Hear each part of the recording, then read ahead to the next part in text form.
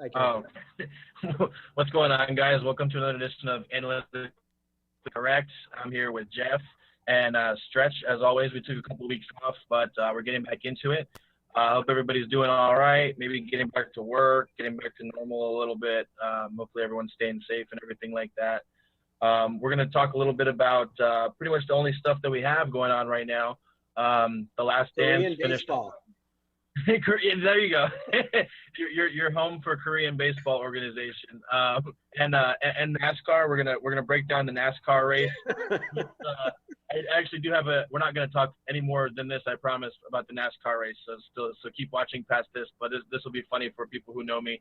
I had two bets on the NASCAR race because of course I did, and I bet on two guys to come in first, and those guys finished in second and third.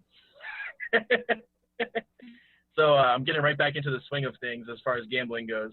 No, we're going to talk a little bit about the last couple episodes of The Last Dance, and then like the series just as a whole, kind of takeaways and if you see anything different, anything like that. And then just to finish up, there's a couple of little NFL things that are going on. And then actually I had somebody who I know who knows somebody who works for a team that has something about when the schedule might start. So it's a little bit of inside information actually. Jeff knows him too. I can't say the name, but we'll get into that a little bit later. As far as the Last Dance goes for you, Jeff, on the last two episodes, what were your takeaways just from those, and then maybe from the series as a whole? What were some of the cooler parts of the last two episodes as far as that goes? And then we can get into like the big picture part of it. uh, well, I think it just kind of crystallized what even those of us who watched every single game, the moments that you either forgot or were not um, necessarily became a big part of the dialogue or were lost somewhere. The Pippin um, back injury in with friends that I've talked to, none of us really remember him or wasn't spoken about to the degree that he clearly was hurt. Um, Overall, what that team endured to get and win that last championship is pretty darn remarkable. From Dennis Rodman stuff on its own would be enough to again Pippin's injuries, Pippin not playing part of the season, um, all the stuff contractually, the stuff with Reinsdorf. Um, it pretty amazing, and then you just take add on the physical part and the physical nature and the really good teams they did end up having to beat during that stretch is pretty amazing. The Jordan food poisoning game. Um, it's amazing how many details and things that those of us who were fortunate to remember watching it with friends and family, how many things we just either didn't know or didn't remember. Yeah, a lot of the stuff for me, obviously, since I was like 7 years old at the time, was it's kind of like stories get repeated and they kind of become part of the canon. And as far as like the flu game, I'm not calling it the food poisoning game. I'm still gonna call it the flu game just because we were talking a little bit before and it kind of changes it a little bit. Not based on what he did, but it just sounds weird, the food poisoning game. But one of the things, and it's kind of fresher for me because I just watched it like right before we came on. I watched the last two episodes a couple of hours ago, and in the beginning of episode 9, with the Bulls against the Pacers and Reggie Miller, I didn't realize. I always knew Reggie Miller was good, and I saw the 30 for 30 with him and the Knicks and all that kind of stuff. But maybe it's just me, but either I've been underrating Reggie Miller or is everybody underrating Reggie Miller? Because even Jordan said that was like the hardest time they had, other than the Jazz and the Pistons, was against the Pacers. And by all accounts, the Pacers easily could have wound up winning that. And then instead of ending the documentary with six championships, you're ending in Eastern Conference Finals.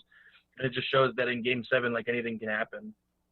And just how Reggie Miller he says everybody else in the NBA was scared of Jordan, but I wasn't, and I believe him. I mean, most people you think they would say that, and you're like, oh, you're full of shit, but that's one guy that I think I would believe. Yeah, you and I have had those conversations, and I think what the series as a whole did was it put into context everything, right? Being able to see even in subtle ways that weren't just a highlight reel of Michael Jordan or the Bulls, for those who were younger like yourself and weren't into sports or weren't old enough to be into sports, it it made, I think, part of the argument for those of us who have kind of been the ride or die, Michael Jordan's the greatest. It really, I think, crystallized all of the things that you talked about, from competitiveness to just like he didn't accept losing or less at practice. He never missed games. He never did any of those things that, um, with his talent and his skill level, and then the you realize when David Stern talked about there were 86 countries, and then they were by the end of that year they were at 200 and some countries, or when he did that interview, um, Nike not being a thing. Like you just add all of it up, and then they showed countless scenes of him being in his hotel, not being able to go out and do anything. I mean, you saw the fans in Salt Lake City at the hotel after they won the game, right? And how it was just a mob, and that's what he was for his entire professional career for the most part, and especially towards the later years, where people just wanted to be around him. So he didn't obviously. I'm not saying LeBron or KD or any of these guys, any major athlete, Magic, Bird, none of them have a normal life. But I think with everything with Michael, it was a different level, whether it was a step or two steps higher than the next person that he had to deal with and endure. That I think create the perception for a lot of us. Right, and I was when you mentioned Kevin Durant and LeBron, there's been like a lot of talk with LeBron and all these other guys saying like how would they have fit with Jordan and all that kind of stuff. And the first one that popped out to me, the first one that popped up to me was Kevin Durant. And if if Kevin Durant would have played with Jordan, he would have been off the team in 1 year. I can say that pretty confidently. Like Scott Burrell, to take all that abuse, all that time from Jordan, and like obviously you can say he's getting paid for it and all that kind of stuff, but even when they're about to win a championship, and Jordan's giving this guy no credit whatsoever, no matter what he thought about him, but they're one game away when they think they're going to win the championship, and he pretty much is telling him like, if I see you after this, after we win this championship, like, I'll kick your ass, blah blah blah, this and that, and it's just like, I don't know. If he did that, like look at guys like Kevin Love and everyone coming out with all this social anxiety stuff. The way that Michael, I'm not taking anything away from his greatness, but the way that he acted back then, you can't do that nowadays. And you can call people today soft or more enlightened. I think you could get away with it with a certain team, and maybe to Reinsdorf's credit, that's what he deserves credit for, was putting guys that were, I guess, mentally strong enough to be able to deal with that. Even if they were role players, which most of them were. There's undoubtedly though 300 and some odd players in the NBA. You can find enough guys that would want to play with Michael Jordan. Like me and my buddy were talking about this. That there's a lot of different dynamics that we talk about when we're debating eras and players. One of the things that happens and has been happening for a while now is players can get bought out of contracts and then join a contender, right? The stretch run. Well, that wasn't even a thing back then, right? So imagine how many more role players, if you will, would have wanted to potentially play with Michael. You know what I mean? Or get a championship. Right. It's interesting to see. When you talk about like back then, about like buyouts and all this other kind of player movement and stuff, one of the reasons that Jordan had to retire is because teams were not nearly as, and you can say what you think about how smart teams are now in the front office, but teams back then had no idea what they were doing with the salary cap. Like for nobody to know that Jordan's contract is going to be up, and nobody to say, like teams now, like the Heat have been saving room for the year when Giannis comes up in free agency for like 3 years. And back then, no team 1 year out could see like, oh, maybe this when they Well, t- you when know who's they who tell Phil actually started that, right? who what? You know who started that? I'd be guessing if I said I did. Well, you live in the city that they play in. Oh, you're talking about Shaq? I mean Dwight Howard. No, the Orlando Magic Oh, in I the thought you were talking about a summer. specific player. No, yes, in the summer they cleared out their entire, like, every reasonably hot, decent player or salary, and cleared up enough space to sign three guys. Their goal was to sign Grant Hill, Tracy McGrady, and Tim Duncan, and came close to doing it. You can go back and look at Tim Duncan was that close to being a member of the Orlando Magic. He ended up with Grant Hill and T-Mac, but the Magic literally their whole goal was to clear out every they signed 1 year contracts or traded for 1 year contracts, did whatever they could to just clear out space. So for the modern NBA and teams doing that and trying to create space, the Magic actually were the first team to really take that approach with the salary cap. Yeah, it's just it's crazy that one of the reasons is because there was nowhere for Jordan really to go. So I mean, he kind of had to retire. And then I thought another one of the cool parts when you're talking about role players, the whole Steve Kerr thing. I had no idea about any of that with his dad. And when they asked him about did he ever talk to Jordan about that, and maybe that's one of the reasons. Right. That was that's a really good point. I mean, that's heart wrenching. It also shows a little bit why he takes political stance the way he does, and he can be outspoken. I knew his dad had died, and that I didn't know the details behind it though. I did not know that part of it. That was you're, you're right. I mean, Yeah, that's and then it almost makes you wonder, like, because I mean, that I guess obviously that was after the whole thing that happened with the infamous when he punched Steve Kerr. But he wasn't. He treated Scott Burrell the same way all the way up until the end. You saw the way he was treating Steve Kerr at the end. He trusted him to take one of the game-winning shots in one of those series, and that was the cool of all this stuff, like learning all this stuff about Michael Jordan. But as somebody who just loves basketball and all that behind the scenes kind of stuff, when they were talking on the bench with him and Rodman or him and Pippen, and you see that behind the scenes stuff they'll never show you now.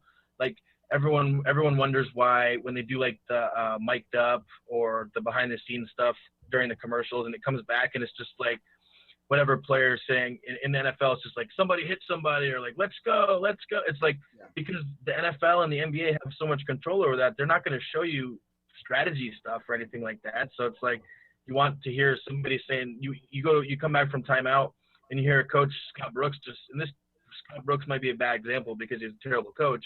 But you hear whatever coach just saying rebound, box out, and it's like yeah, we know. But in this documentary, you got to see like they set it up, and Jordan's like, yeah, I knew that they were going to double me, and whenever Stockton came off of Steve Kerr, then I knew Steve Kerr would be open. So he tells him on the bench prior to that, hey, the shot's coming to you. And Steve Kerr's like, yeah, I'm ready. And that to me was some of the coolest stuff. Like I could have watched 10 hours of just that. That stuff. And like, you also realize the mental part of all of it. Like, and I'm not going to at all say that there isn't, that's what timeouts are for and strategy part of it, halftime adjustments. But it was interesting, when Michael was talking about the last 45 seconds of that last game where they're trying to get a 2-for-1. He drives, makes a layup. What was it, like 36 seconds or something left at that point, and then they show him talking about him realizing very early on that they were running the same play for Malone that they had been running, and that because Malone was so in such a fierce battle with Rodman that he didn't clear out, knowing that Karl Malone wouldn't even be thinking of him not clearing out and just being able to swipe the ball. It's a pretty amazing. Like Bob Costa says, for a last game and a last moment of this dynasty, it is a pretty ridiculous 45 seconds in game time. It's crazy. Yeah, I didn't think I guess it was a controversial take, but I said that I think was I talking to you or maybe I was talking to Stretch, and I said that I thought Karl Malone was a little bit overrated. Just I think I was talking to Yeah, we were having that right. debate, and he's not. Not a great last couple episodes for Karl Malone as far as the argument for that goes. I'm not saying he wasn't good, but I'm just saying like when they Karl Malone was exceptionally. Like he wasn't. I'm not Stockton saying made he's him not better, I'm like not any saying he's really not good point guard. I'm not saying he's not good. I'm just saying when they showed that play, I forgot who was talking about it, but he's like, yeah, that might have been the best pass I ever saw a point guard throw when he throws the outlet pass. Yeah. Yeah, when John Stockton throws the outlet pass and it's like a perfect like over the shoulder pass and Malone like lays it in. Um, I'm getting off track here. The Karl Malone thing. Let me see what else I had. Yeah, the Steve Kerr, Michael Jordan stuff I thought was really cool. I had no idea that he had hit that shot, and it's kind of funny to see now what kind of player Steve Kerr was, and then like what kind of team he wound up coaching, and you can tell you could tell just from like little moments of him during the championship rally or whatever you want to call it when they were at Grant Park, and he's making these jokes about like, oh, I had to bail. And you could see right then that he knew how to talk to people, and whether that's what's translated or anything like that. But it's crazy knowing what you know about him now, looking back at that, and you see him by himself working in the gym, which I'm sure a lot of players do, but. I thought the Steve Kerr.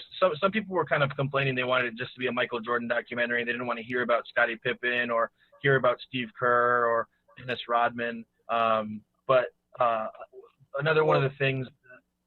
I think, like I said, what it does is it accentuates everything that team went through. When you talk about Dennis Rodman, the fact that basically he was viewed as this pariah before he was traded to the Bulls. You have the Scottie Pippen back injury slash, non-surgery thing. You have all these other things with Phil Jackson, the coaching, and Reinsdorf. Like there was a lot. There was a lot to unmask for the season, and I think the way they did it to make people understand how crazy and how big of a climb that they had to endure, no matter Michael Jordan and his greatness, or Scotty, or Dennis Rodman, or any of the other players. That that that was an unusually difficult road that team had to had to endure, especially that particular season. Yeah, some people found it kind of confusing when they skipped back and forth a lot, but I thought they made it pretty easy to follow, and I think it was a better way to tell the story, especially they're going in one of the last two episodes.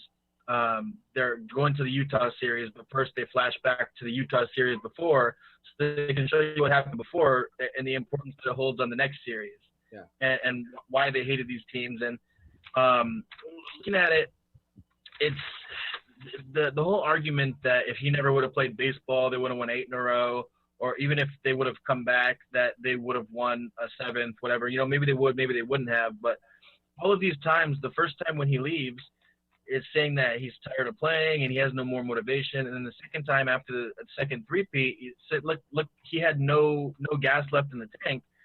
And one of the takeaways from the whole thing was sorry, I lost my train of thought. I had some comment or something on here. I think everybody at the beginning was getting on Jerry Krause, but it turns out in the end, and it's shocking that over 20 years, Michael Jordan never knew the reason or never had any conversation with Jerry Reinsdorf, and it's actually Jerry Reinsdorf's fault. Jerry Krause didn't have to say what he said as far as even if he goes 82-0, he's going to be fired. Like, that's pretty stupid in and of itself. Jerry Reinsdorf is not really talked about as much, but people who are from Chicago that you've ever talked to as sports fans, who are White Sox fans and Bulls fans as well, will tell you how cheap it was. Like I said, there's just a lot of interesting layers, And then the Phil Jackson part that they in fact did ask him to come back, and that Reinsdorf did kind of maybe go over Klaus's head and say, I'd like you to come back. I think to your point, there's going to always be a debate about those 2 years that Michael was gone.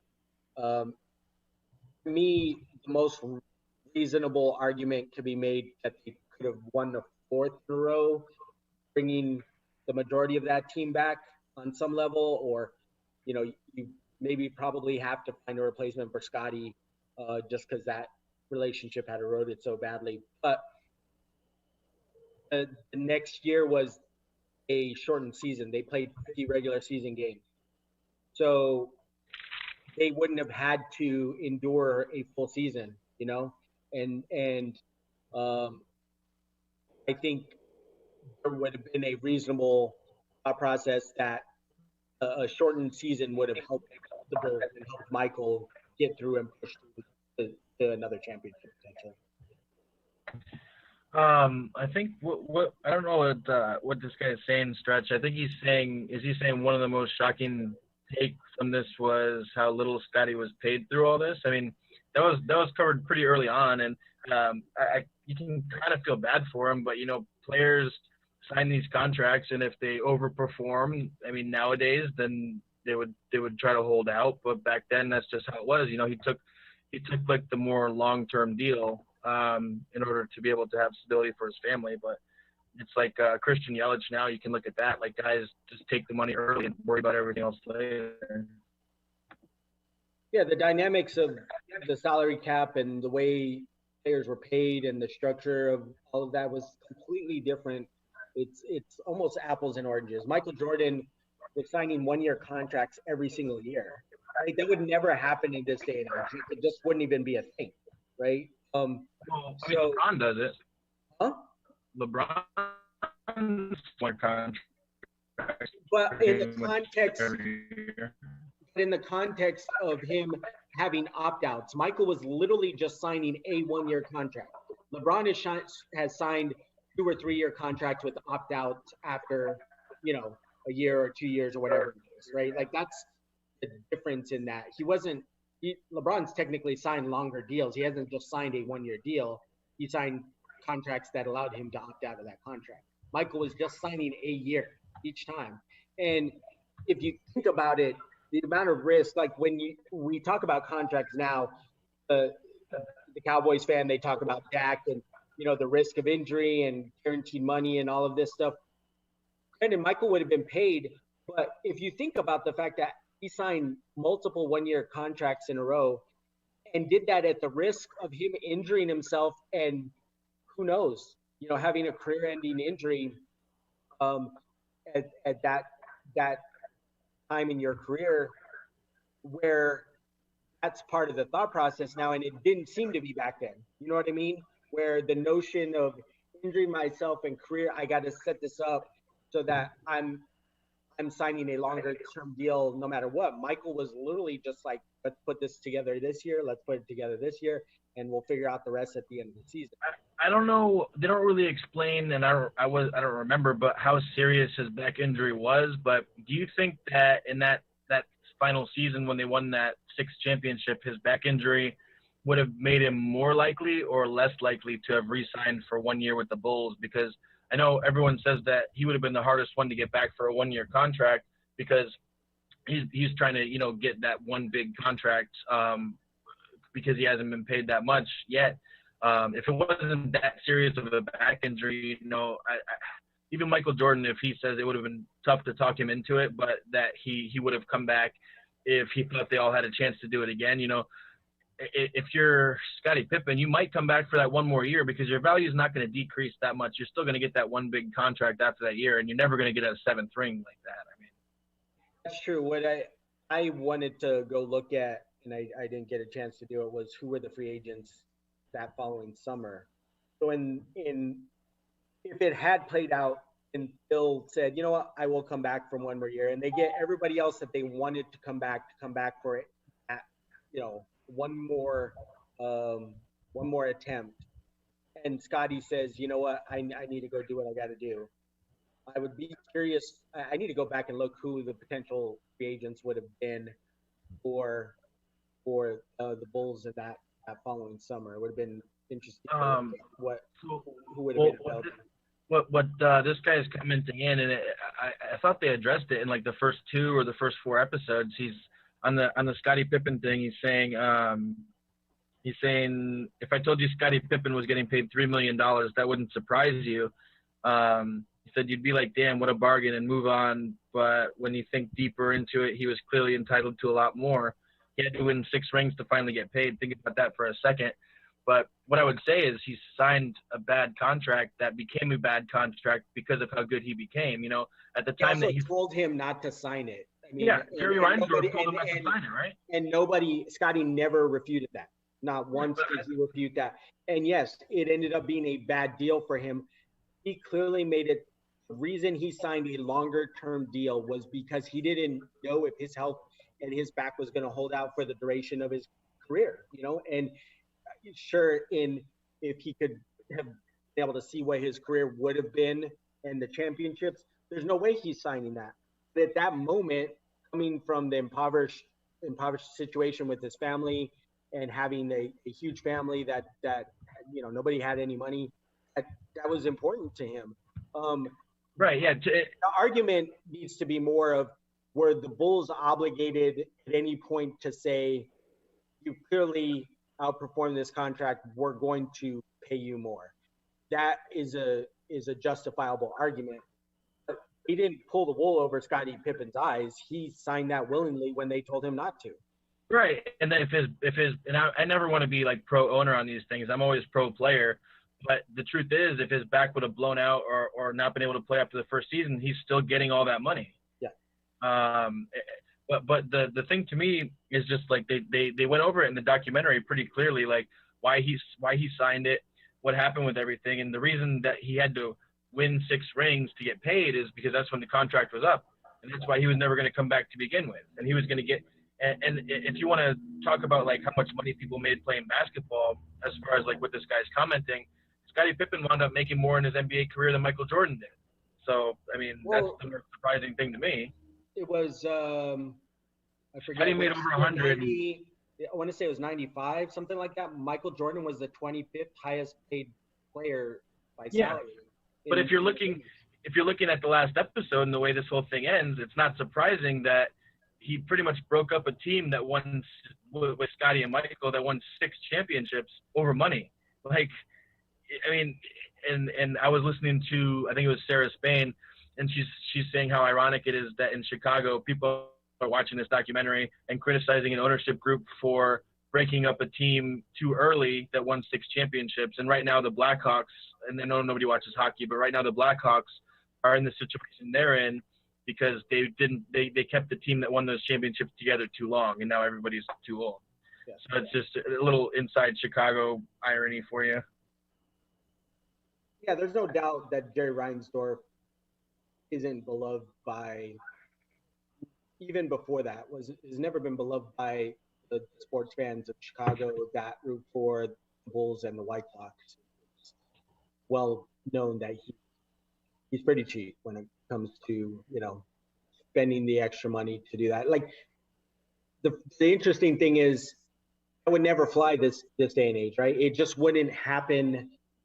I can't even imagine a scenario where, because of outlash through social media or whatever, that would have been allowed to happen. No, they're not breaking up a championship team, let alone a team that's won 3 straight.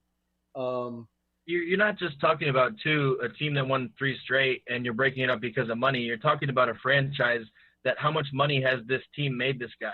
Yeah. Like, you can say some teams kind of mess with the numbers and say like, oh, we're not really turning a profit as far as the team goes. And like that team, like they talk about now when LeBron goes back to Cleveland and how much he himself like puts an influx into that economy. It's like hundreds of millions of dollars. What do you think Michael Jordan was doing back then when he was, I mean, as big as LeBron's ever been, I mean, he was never, as far as like in one, I mean, I don't know. It's hard to say as far as Cleveland goes, but it's not like he won 6 championships in Cleveland. And I think that'll be one of the things that hurts him. If he would have stayed in Cleveland his whole career and even won 3 or 4 in Cleveland, it would have been one thing. But I think one Right. of the things. That's part of the dynamic of all of this in the argument of GOAT and best teams and all these things is that it just showed that teams were built differently. The mindsets of the players were slightly different in joining each other. They weren't even the teams, and I don't think the players even viewed it that way. It's not to say that they wouldn't have played with other superstars. Teams were just not built that way, and players clearly didn't have the leverage they have now, which allows them to become a free agent, go hang out with their buddies over the summer, have agents work out the deals behind the scenes and construct these pseudo super teams, which makes I think what the Bulls had pretty remarkable. It was what that team did was create a team that, man, even if you're a fan of other teams, like people I know who are hardcore Knicks fans, say Michael Jordan's their like favorite player, like, and they hate it, like they knocked him out 4 years in a row, right? Yeah. That's not even a thing. It kind of shows you how iconic he was and that team to sports fans in general. I remember where I was that last game watching with some friends, and they weren't all Bulls fans, but you were like, holy crap, that last 45 seconds. And that's what he did really for the NBA, and the reason these guys are making what they're making. And it's funny to see when they were showing the salaries how role players literally got paid role player money, right? And yeah, right. Scottie Pippen was underpaid, but those guys were making $2 million, $3 million. Bill Purdue's and Luke Longley's and Steve Kerr. But you don't, like, that's not a thing anymore, right? Like the guy that's commenting in right now is like still hung up on this like salary difference thing. And one thing, so pretty much his point is, here's the difference. He says, here's the difference in salary from then and now. Scotty, $3 million a year. Timothy Mozgov, 4 years, $10 million. So two things. Nobody's going to argue that there are a ton of bad contracts, and there's the reason, right? But two things are inflation and salary cap. Yeah. Like $3 million back then is, I'm not a math magician, but $3 million back then is a lot more then than it is now. That's just how inflation works. Without question, yes, he was absolutely underpaid. Without question, right. Going to argue whether Scottie Pippen wasn't underpaid. He was absolutely underpaid. He signed that contract when the owner and the general manager told him it wasn't a good deal for him. But it just drives me crazy when people try to say, like, compare contracts back then to, like, look at like guys are making $10 million a year now. It's like it's not the same thing.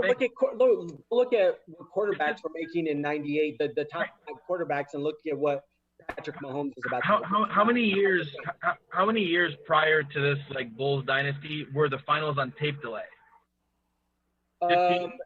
It was in the '80s. I want to say it was the mid '80s that they were. Yeah. So you're coming off 10 years. 10 years ago, your finals were on tape delay compared to now when they're paying like billions of dollars for these TV rights. The salary cap's going to be more. So when you compare Timothy Mozgov's contract to Scottie Pippen's, it's not like it's apples and oranges. It's not the same thing. Like you're going to compare Babe Ruth's contract to like Christian Yelich? Like it doesn't make sense. Well, again, and more than anything, dynamics, like getting away from like just the obvious, which is to your point, the salary cap for the NBA was like $40 some million or something during that stretch, $50 million, where now it's like $110 million. I want to say this last go around, something in that neighborhood. It's not the same. They didn't have max player deals. They didn't have, you couldn't sign the super max, right? Like you just signed your contract, and that's what it was.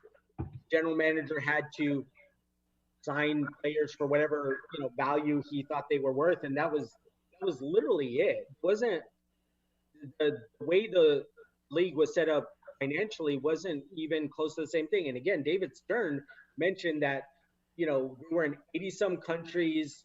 I think at the end of or right in the middle of the Bulls era and Michael's popularity, and they're in 200 and some countries as of whenever he did that last interview.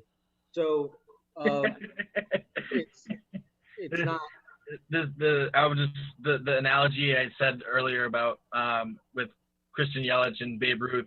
He said, I don't even know if he's kidding at this point. We said Babe would command the max deal in today's game. It's like, okay, Babe Ruth. Babe Ruth probably had a second job as a plumber. He would not hit Clayton Kershaw's pitches at all. Yeah, I mean, go look at when Emmitt Smith held out. Go look at what he signed for.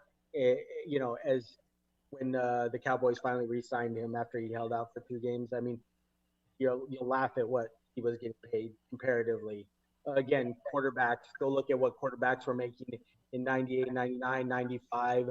But it drives me crazy when everyone compares now, like if Dak Prescott gets some kind of a huge contract, like back for me, when Matthew Stafford got paid that huge contract, and everyone as a Lions fan, they're like, oh, how do you feel about that? I'm like, well, he's a pretty good quarterback, and they're not going to let him go, so that's just what he gets paid. That to your point, the similarities are that you're talking about market value, right? Yeah. Clearly, the Timothy Mozgov contract was a horrific signing. And we knew that at the time, too, by the way. We didn't have to wait. But the NBA also has a floor that they have to stay within, right? So I'm not saying the Mozgov contract was that situation, but there are NBA contracts that have been signed where clearly a guy is getting overpaid because the team has to uphold a certain salary threshold. So they're like, well, we got to get to this point. So they start over-signing some of these guys. There's always going to be bad contracts. It's whether the market value, and that's the argument. Pippen's market value was clearly more than that. So that argument is completely valid. What he was worth at that time was probably, $10-12 million. But were they ever going to pay him more than Michael Jordan anyways? No, of course not. But Michael, when he started signing those 1-year contracts, he was making 30. But again, I think it was 94, 95. He was making his 25th. Can you imagine that, though? I know Brady has played for less, but he was never the 25th highest paid quarterback, right? I mean, right. Jordan was the 25th highest paid player during that one season in the midst of the height of his popularity, of his abilities, in the absolute prime of his career. So it kind of also, again, shows you how important winning was to him more than anything. Stretch put a comment, and it's pretty funny, but before that, you're also talking about, like we said a bunch of times, a cheap owner, and he's just always going to be that way. So he's never going to renegotiate the deal. Look, when he got the surgery late, Scotty did, and he sat out for however many games, and like, okay, that's fine, do whatever you want. And then Stretch's comment is either Reinsdorf or Krause. He said he approached rebuilding like he could go to the Michael Jordan store and get a new one. Mm-hmm. It would have been, if anything was missing, it is clearly that it would have been really intriguing to hear Jerry Krause's comment about his perception. And I thought it was really nice that at the end, Scotty acknowledged, as much as he clearly hated that man, how good of a GM was. And you have to give him credit. They won 6 championships, and the only piece he didn't put together was Michael Jordan. Pretty effing large part of it.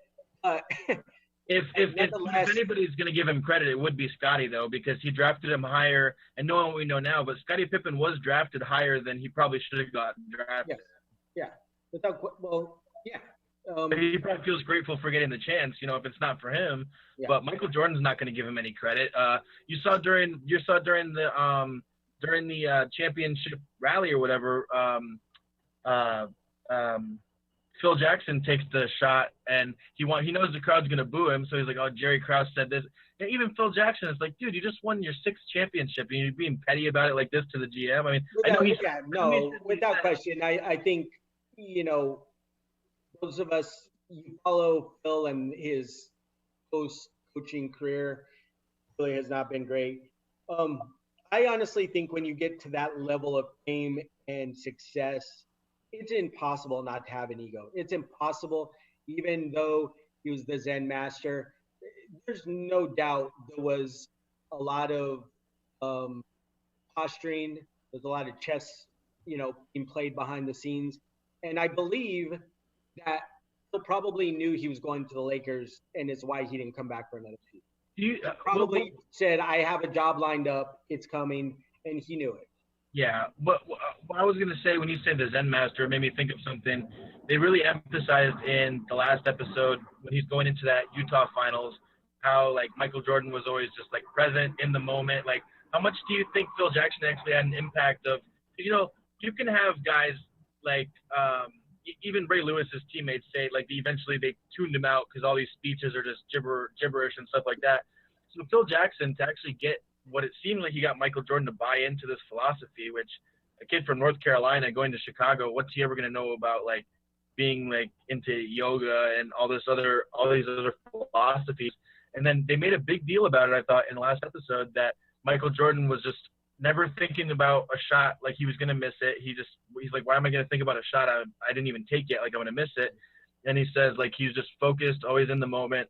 And they just really seem to emphasize that. So I just kind of thought maybe Phil kind of, especially after that whole Knicks fiasco, which you kind of can look back on that and not blame him as much when you think about it. Yeah. He said he didn't want to do it a bunch of times, and they threw a bunch of money at him, and then he had to do it. But when people say, "Oh, Phil Jackson, he's overrated," somebody had to win those championships. It seems to me like everybody had a lot of respect for him on all those teams, and the only people who think he's overrated are people who didn't play for him and people who don't know what they're talking about. Yeah, I agree. I get the argument though, being that he played with three of the top 10 players in the history of the NBA. So I do sort of get the argument, but I mean, you'd be hard pressed to find. I think there's an argument about Popovich's greatness, but you can't deny Phil Jackson was a great coach. The results bear that out. You can't argue it at a certain point when you talk about that many championships and that many wins over, different, Western Conference, Eastern Conference, different opponents. You just can't argue it. We've seen teams get destroyed by lack of coaching. It happens in every sport. Stretch loves to talk about him all the time. He said Scott Brooks should be fired every single day of his life. Yeah.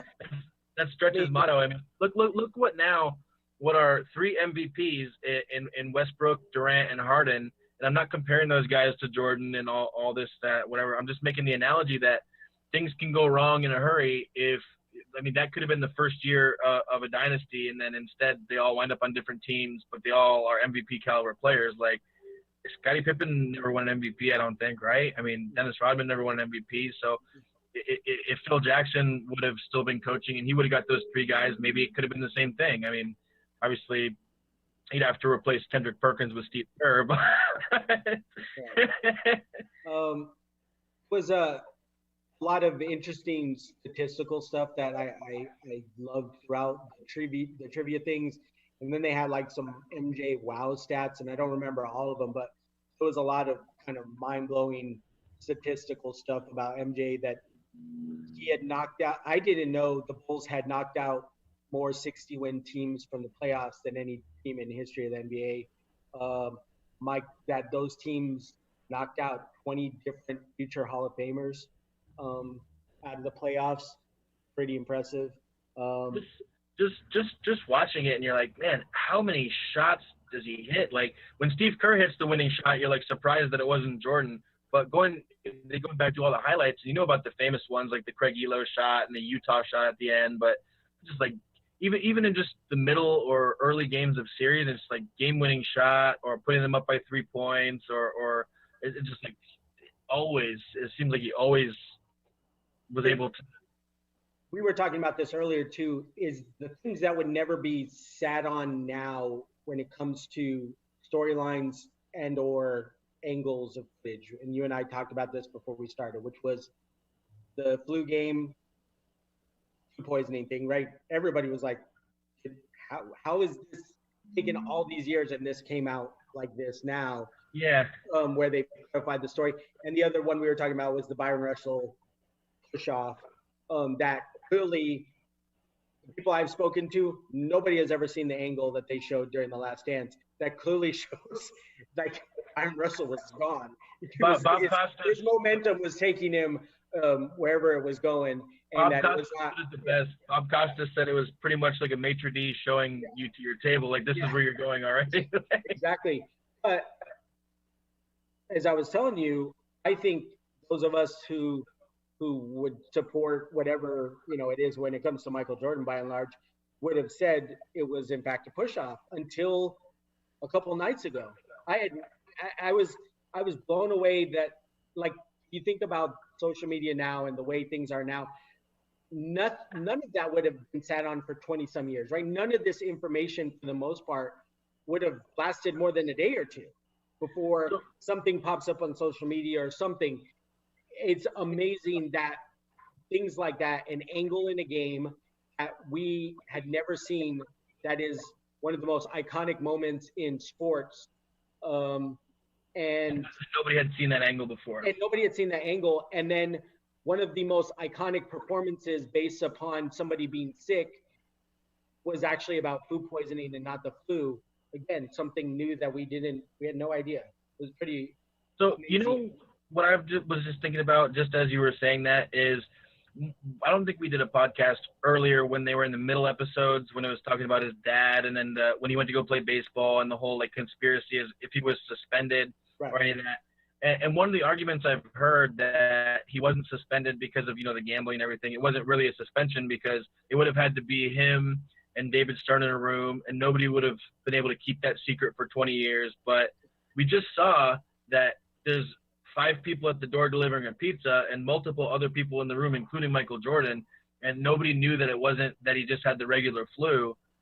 So, I mean, we've seen that things were not like it. Nowadays, it's hard for us to even fathom that you could keep something a secret, like Dennis Rodman going to wrestle or anything like that. Not that it's a secret, but it's hard to think that nobody would have known about the pizza thing for 20 years. So it could, I'm not saying it's true, but it brings more, it kind of takes down the argument that he wasn't suspended because of gambling for that time.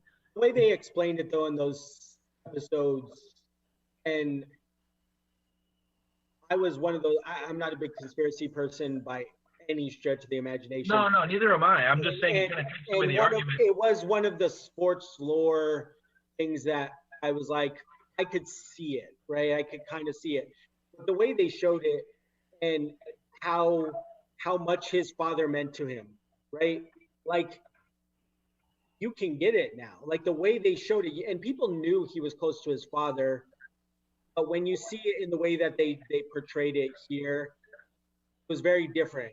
And you could understand how anybody who lost somebody that was their parent or a role model, mentor, how much that could change the way they view things or decided to go through things. And then right? other things the documentary shows, like you talking about footage of the Byron Russell thing, and then another thing just from the documentary that other than the pizza thing that people are learning now is when he comes back and he wins that first championship after he's off for the year and a half or however long it was, and he comes back and wins, everybody knows about like that he's crying on the floor with the trophy, but you don't hear the sound until this documentary, and you realize that it was not like tears of joy. It was like he was hurting because his dad wasn't there. And when you heard that, like that kind of makes like the hair on your arms stand up.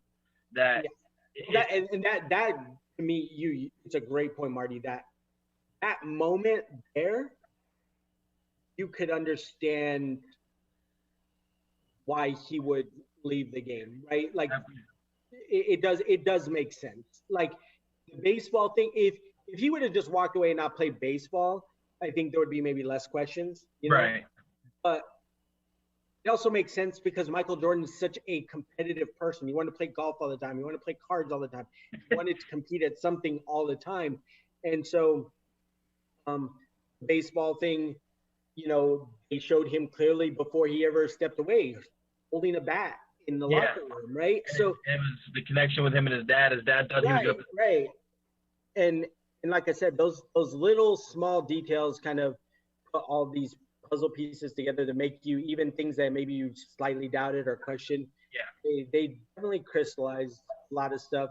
And kudos to everybody that put that together and um, has been sitting on this amazing footage and interviews. The director, um, I saw an interview with him, and he said, he asked him point blank, were there things that were edited out because people didn't want them in there, or questions that he told you not to ask, or whatever? And he said, nope. He goes, yeah, not at any point. Because I know part of the dialogue now has been, well, Michael had to sign off on it. If what he is saying is the truth, because not every part of this painted Michael Jordan in a great light. Like, let's be honest. Like, right. And people want to talk about like, oh, his kids weren't in it that much, and his first wife wasn't. It's not a documentary about his life. It was a documentary about this particular season, and everything else they included in it up to that season was to paint the picture for what happened this season. It's not like it shows you his childhood and then his college career and then skips over his family and goes into basketball. It's just showing it's 10 hours about one season, but it includes the other seasons to paint a picture of why this season was the way it was. right. And I was more, I wasn't saying that I believe the conspiracy as far as the suspension and everything. I was just saying it kind of takes away the argument that things can't be kept a secret for 20 years. As far as everything like that That's goes. a little bit bigger story though than the flu. Right. Yeah. No, I'm just saying and it goes back to with him and his dad and everything, and then it shows in the last couple episodes where and it's kind of sad when you think about it that his best friends were just like security guards that worked at the stadium, but the one that he kind of took on as a father figure, that he was a father figure to him, and he gives the guy the game ball and everything like that. But going back to another sidetrack thought that I had when you said about how competitive he is with the golf and the card playing. There's a little small part after he wins that sixth championship, he comes out of the stadium and he's like, "Oh, it's still light out. We might be able to get some golf swings in still." And I was like, "This guy, man!" Like, yeah. he just said he's like totally out of energy, and he comes out and he's like, yeah, I don't know. It just makes you think. You had mentioned this before, and again, I think it just shows a little bit. There's nobody, like, if you get to the most part, if you become an elite professional athlete, you clearly have a competitiveness, right? Like, I don't think there's any way around that, unless you're just so freakish that you just like kind of go through the motions. And there's undoubtedly some of those guys, but the greats of the game have a competitiveness, and all of them who played against Michael, Magic, Larry, even Isaiah as a critic, would tell you what separated him was it was just another notch, not taking off a game. One of the things I loved that I think got glossed over a little bit was his comments earlier in the series about how the reason he never took off a game was because he understood more than anybody that people paid good money to watch him play. Yeah. And he never wanted to let those people down who spent their money to come watch him play. And something that whatever you want about him during practice and punching Steve Kerr, there's something to be said about that. They showed those little moments where they would bring, somebody's friend or a kid over, meet him, just privately afterwards. Yeah. And those things aren't talked about. And not saying there aren't other players that do that, but he clearly understood in a way that maybe nobody else has what his image needed, what his image was to people, right? In a way that he was calculated. Say LeBron is clearly calculated, but it comes off in different ways, perhaps, to people. And I'm not sure why, but it's just another small example. The fact that Michael played every game that he was physically able to play, including one where he had food poisoning. And as we talked about earlier, before we started, if you ever had food poisoning, you understand how horrific that is. It is so incredibly bad to even move let alone play a basketball game and score 39 points, by the way. Yeah. Like, what? I think the point you were making about why LeBron comes off and MJ, the calculation between the two of them comes off as different is because of social media. And that back then, it wasn't like Michael Jordan was giving his shoes to a kid so that it could be put on Twitter and this and that. Or it was being made. It's not. He wasn't doing a JJ Watt, as I would call it. He was doing things, but he wasn't tweeting out like, "I'm sick, but I got to play tonight because my fans came to see me." But LeBron, you know, everybody now has like a brand, and Jordan was the original brand. You know, I mean, Magic had Showtime and Larry Bird, but they didn't really necessarily have a brand like Air Jordan or anything like that. No. Nowadays, like, I mean, this is kind of why I like Russell Westbrook so much, is because he doesn't give a shit about a brand or if anybody likes him or not. Like, whatever he does, whether you like it or not, at least he's himself. LeBron, I think, is not as bad as JJ Watt, but sometimes people kind of feel like he knows. It's artificial, right? Like, well, not even artificial. Even if it's not artificial, it's so hard to prove that it's not, because everybody's so hyper aware now how they're perceived. Well, like, Marty, I mean, we've joked about this on the side. Somebody who tries to trademark Taco Tuesday is clearly not in their right mind when it comes to how what their place is or what their brand is. Like that's just asinine. Like, it just doesn't make any sense. Or trademarking a barbershop talk or whatever it was that he was trying to trademark too. Like, it doesn't make any sense. And when that happens and that stuff clearly gets out because of social media, it makes so much other stuff. And clearly anybody that wants to argue whether LeBron's done more for the community, you can't make that argument. It's just, you can't. But it does come across like everything is so calculated when it comes to financial success. And I think Michael, maybe it came across as winning is going to bring me the success and has brought me the success and the notoriety that I have received. And that's what I'm going to focus on, is winning at all costs, because that is how people perceive me, and that's what I'm going to bring to them. Right? They talk about that when he's going through in the championship rally or whatever the hell they call it. But they talk about that, like, Jordan became like a worldwide brand based only on his play and like his reputation. Right. He didn't have he didn't have social media to market to whatever. Right. His thing was to win. Right. You know, like Zion, as much as we all love him, he already is known worldwide and comes out as a brand, and he gets this huge endorsement deal, and he hasn't honestly done anything in the NBA yet. Like, you couldn't have. Almost done. Okay. Okay. Well, you know, the Gatorade, like, Mike commercials, like those were over 20 years ago, and people know what those commercials are.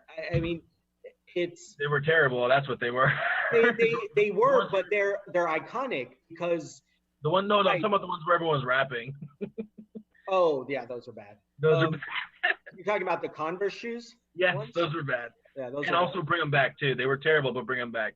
No, right. That was another interesting thing that, again, of the many levels, and like him wearing the Jordan 1s and his feet were bleeding. Yeah.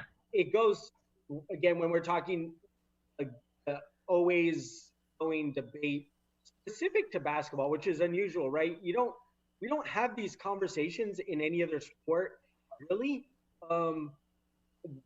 Maybe slightly in golf and tennis a little bit, but in basketball, for whatever reason, the generational arguments, you can't argue the technology and the equipment is so much better.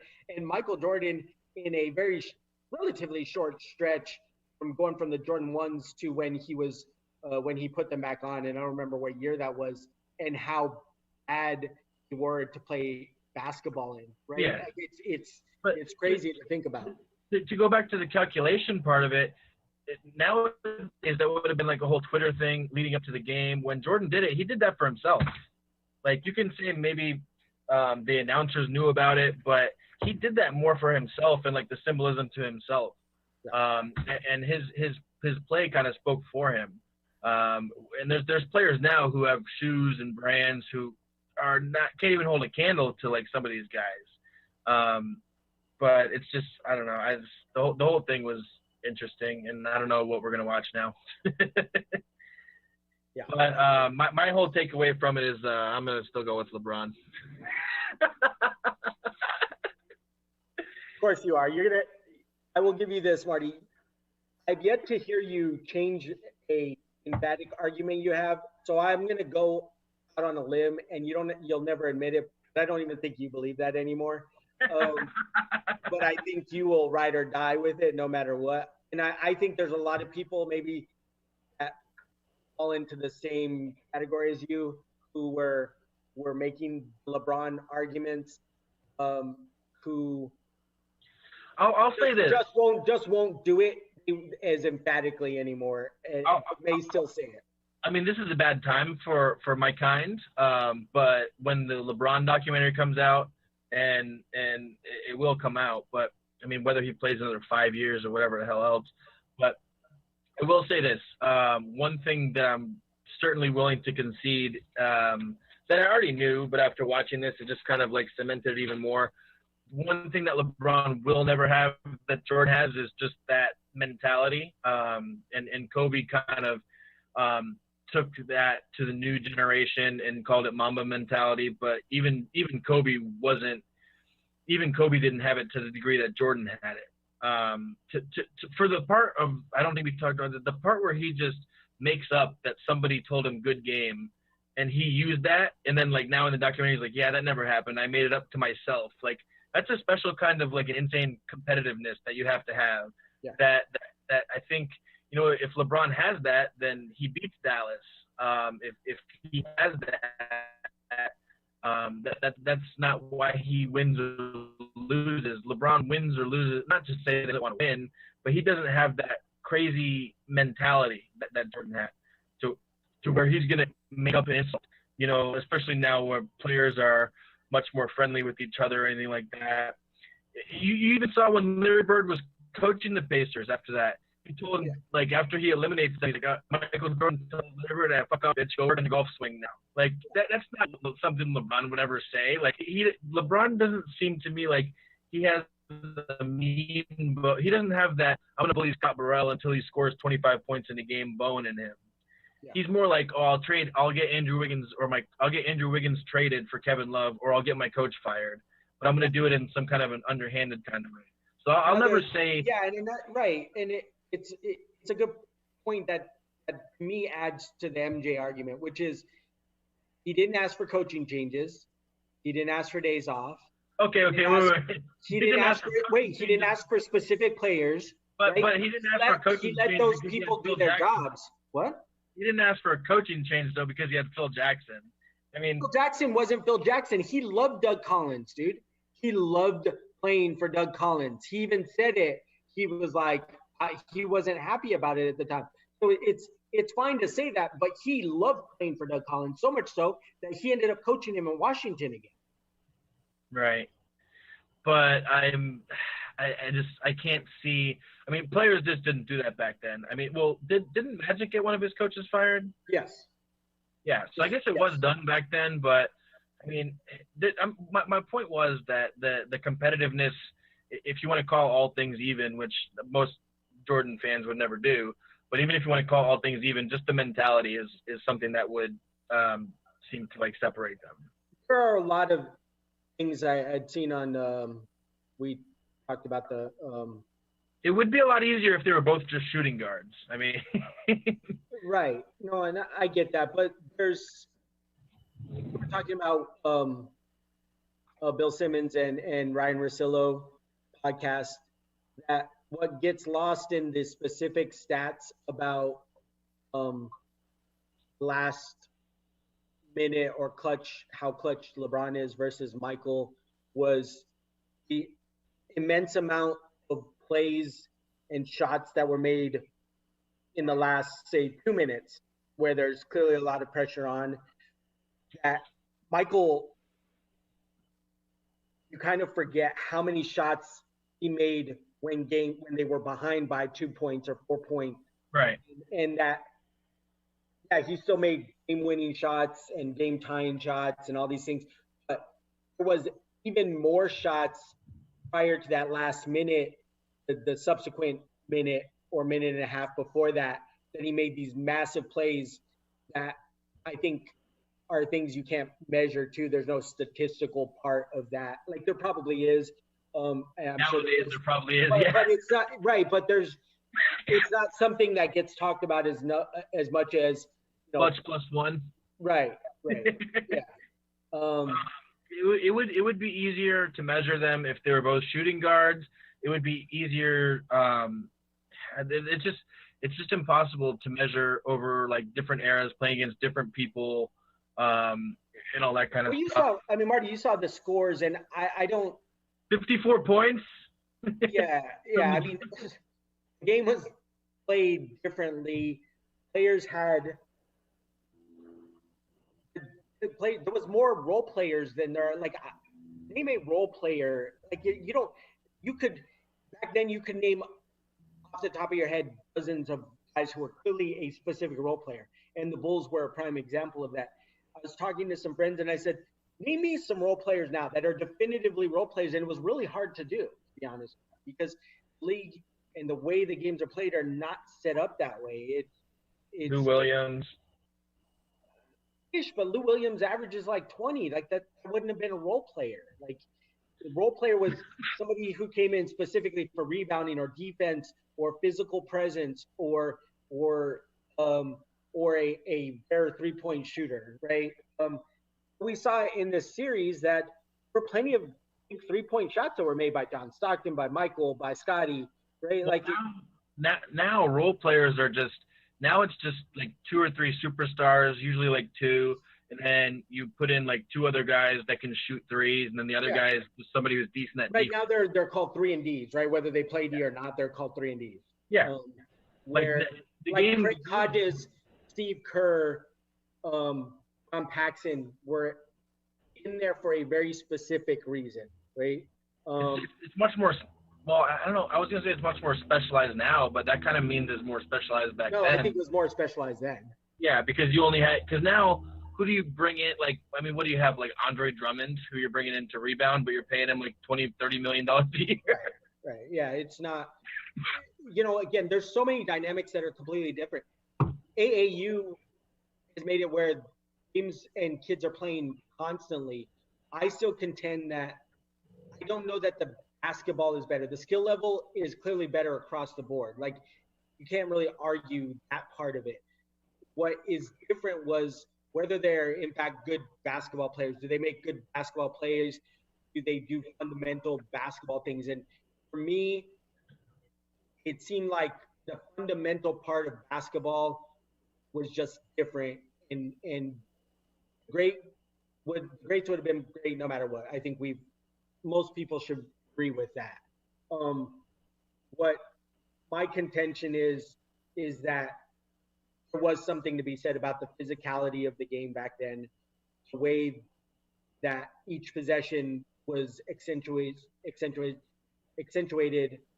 in a way that it maybe isn't now, because I don't know that there's that many more shots, but because the 3-point has become such a focal part of it, it's hard to say that those guys couldn't have made those adjustments. We discussed the Bill Simmons and podcast where they talk all the time about guys who would have probably had better careers now than they did back then. Yeah. Who were 40+%, 3-point shooters. Like Peja Stojakovic. The ball really well. Mike Dunleavy, Hedo Turkoglu. You could see it in this NBA. So I think there is an argument to be made in both generations that certain players just wouldn't have been as good in the 90s and late 80s. And I think the same can be said about some of the really good players back then, specifically the big men in this day and age. But, the skill guys were the skill guys to me. And you can see.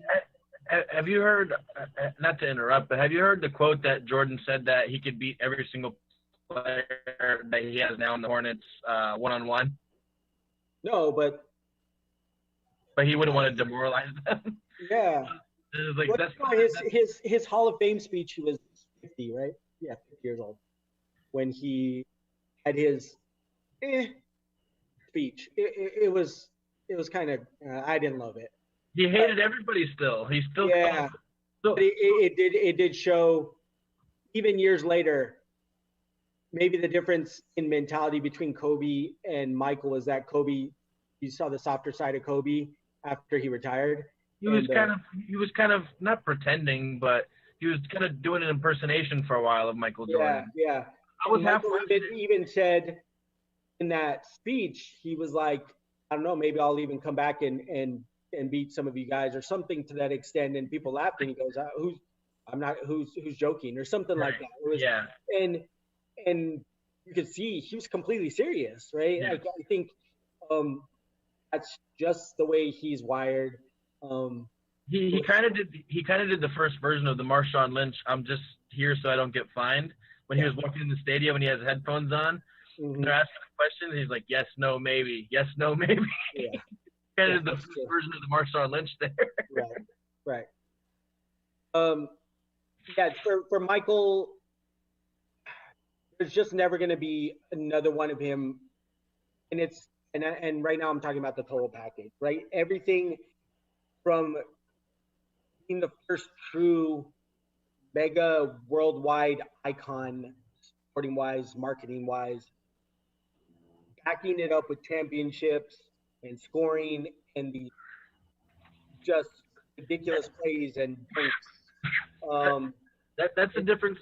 That's the difference with the LeBron and Jordan thing too. Is not just that they're not both shooting guards; they don't play the same position, but it's hard to compare them other than the winning because LeBron's number one threat is not always like scoring, and you can't just start comparing assists and rebounds against points and steals and blocks and this and that. Like that's why everybody has always compared LeBron more to Magic than they have to Jordan, just because of styles of play and everything. So it's like, and you're also comparing across eras. So it's like saying like, who's better, Shaq or Kobe? Like, it's a tough call, but they play totally different positions and they're different guys. You know, it's not. When you said about the football thing in eras, I think it's pretty easy. Who's better, Bart Starr or Patrick Mahomes? Right. I mean, you're talking about 40-year difference. So, like, you're not talking about Troy Aikman then, or Troy Aikman never threw for like 30 touchdowns or whatever the stats are. And, right. They also didn't pass 50 times a game, are you? Yeah,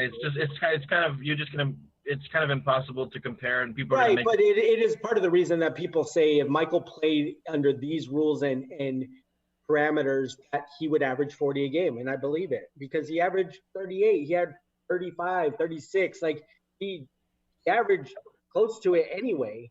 And you're telling him he's going to have more spacing now.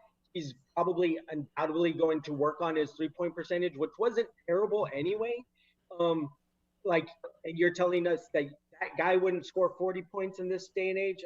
Whatever James Harden can do, I think it's safe to say Michael Jordan can do the same thing. Right. Just put it there, and then you're talking about a guy who's also like a polar opposite on defense. Like you'd be talking about right now, Jordan would be like he would be like James Harden mixed with Kawhi Leonard. Yes, would be like something that you can compare. Yeah, I agree.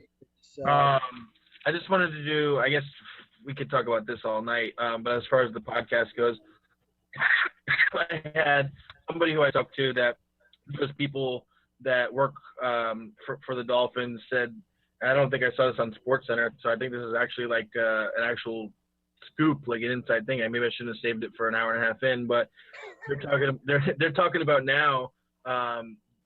That's not reported, but I heard from somebody that they're talking about maybe going from 16 games to 12 games.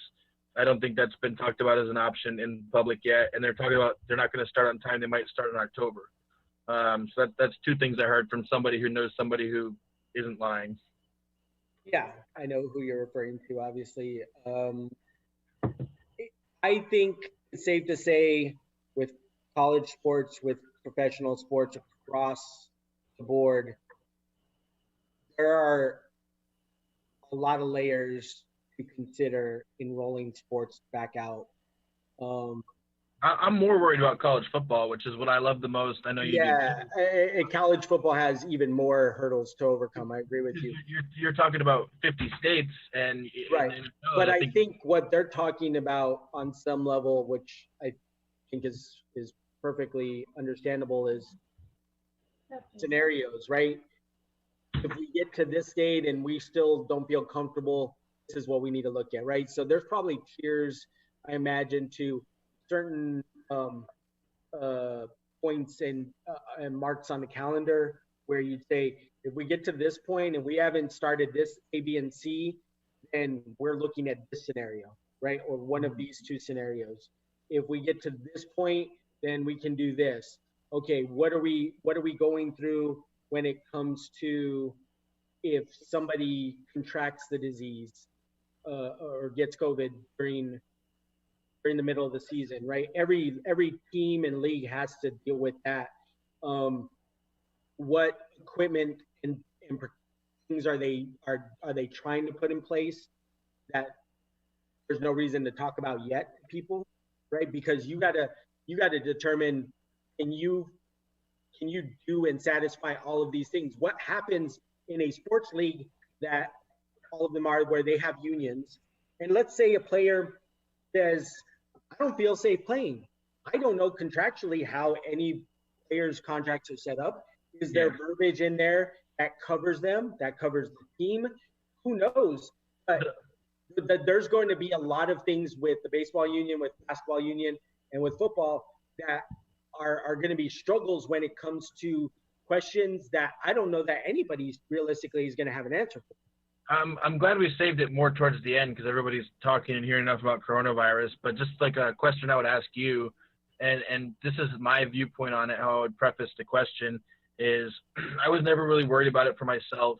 I have a generally good immune system, and even if I got it, I would probably most likely be fine. But I was following everything, just for flattening the curve and for everybody else. But to preface all that, and we shut down the economy for 2 months to do that, which it seems like we flattened the curve as much as we're going to. We can't shut the economy down forever. Yeah. And the last thing I want to start doing is getting into politics about it. So the only question I would ask is, if there was an FSU game and you wanted to go to it, would you feel comfortable going to an FSU stadium with a bunch of people in it? I mean, for me, I live in a house just with my girlfriend, both of us. We don't have kids. We don't have old people or anything like that. None of my family lives here. So other than the fact of not trying to spread it to other people, I've followed everything they've said so far. But if I was going to go to a Michigan game and I wanted to get tickets to it, like I would go. So I think, and judging by what they've opened restaurants to so far in Florida and seeing how many people are already coming out, a lot of people feel the same way. So as far as the players go, I think they can make their own decisions if they want to play or not. But if you don't play, you're not going to get paid, obviously. Marty, I think it's a little bit different, though, going to Lowe's or Home Depot or Publix or even to the mall.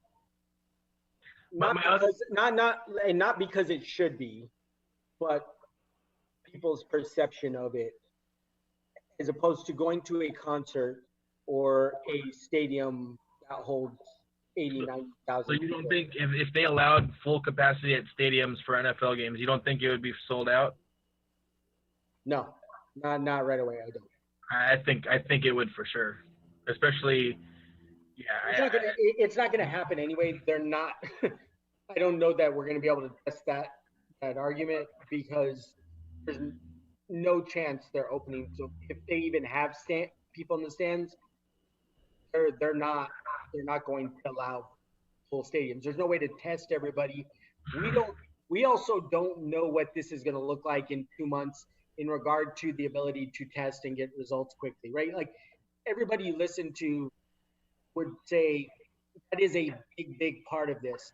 They have to be able to get enough tests, essentially test every day, be able to get results very quickly,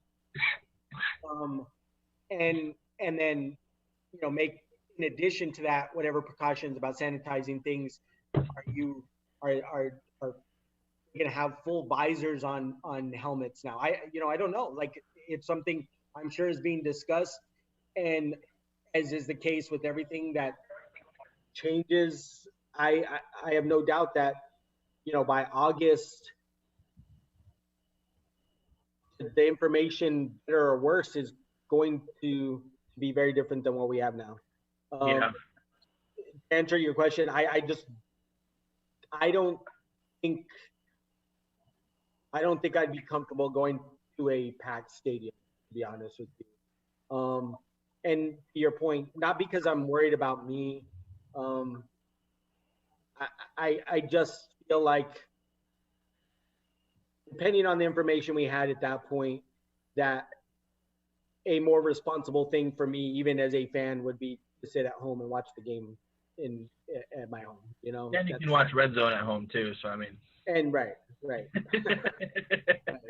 Um, it's a good question, and I think everybody has a different take, and it's none of it is political for me, because I just am going to take what information is given by the professionals, and then make decisions based upon what my state leaders, decide, and that's what you do. That, in my opinion, that's what you do.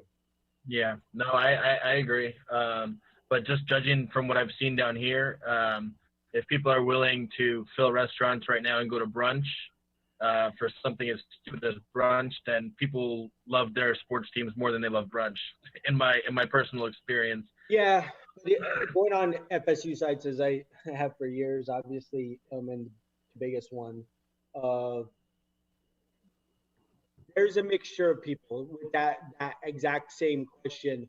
There are the people who are like, without question, the people who are saying without question, and then there's people who are like, I would go, however, I'm not going without this being mandated and this being mandated as part of everybody's entry into the stadium, right? Yeah. Like, so I think you're still seeing a pretty broad, and I mean, it's like FSU is certainly a very southern entity in a southern school, so there's a lot of southern mentalities when it comes to football and the politics of it. Medicine in general. Yeah, and there's still a pretty broad mixture, even on the message boards, of people like, I'm not willing to risk myself or my family for a football game yet, right? And Right. and there are people who are like, screw all of this, hell yeah. Unless it was FSU Miami, and then they're there. Yeah. People are crazy about college football. I understand. I have watched many a old FSU highlight. In fact, actually had that exact conversation with our buddy Marcus today about it's pretty interesting in sports, the things that you forget, or you maybe didn't have all the information. We were talking today about the fact that, not to get off, my broader point is about the information that you forget, kind of revisionist in a way. But in this case, Lavernius Coles got kicked off of FSU, and so did Randy Moss. And they still had like Peter Work and Stu Minnis, and they still won national championship, right? And you start going, I kind of forgot Lavernius Coles, who had a pretty darn good NFL career. That I'll never forget that Randy Moss got kicked off FSU, because there's legendary stories about his year at FSU being redshirted and what he was doing on the practice field. But it is my broader point was, I had completely forgot that Lavernius Coles had in fact been kicked out in the middle of a season. And so my point, even tying in the Bulls stuff, or was when we look back, even when we were there and we lived through it, that there's things you just kind of gloss over and forget when you're thinking about those stories and those seasons and those players. They're really important, right? It's crazy. A play here or there, they've been going over like some of the all-time losses, and you could do this with all sorts of teams, where you forget a singular play, that old kind of adage that it comes down to a few inches, or a single play. Like, when you go back and look at it years later, it often does. The really big games and big moments can come down to a moment, a play, a fingertip, a call. I've definitely rewatched that Ohio State run that was not a first down, and then they called it a first down, and then They run it in for the next play, and that fucking asshole, and then we wound up losing. We stopped them, and they called it a first down, and it was not a first down. We challenged it, and we lost, and they ran it in, and then we lost. So I definitely know what you're talking about there. Yeah. But we have no idea if NFL or NCAA is going to open on time. But one thing that we do know is the league that did just reopen is the Bundesliga. Are you still there, Stretch?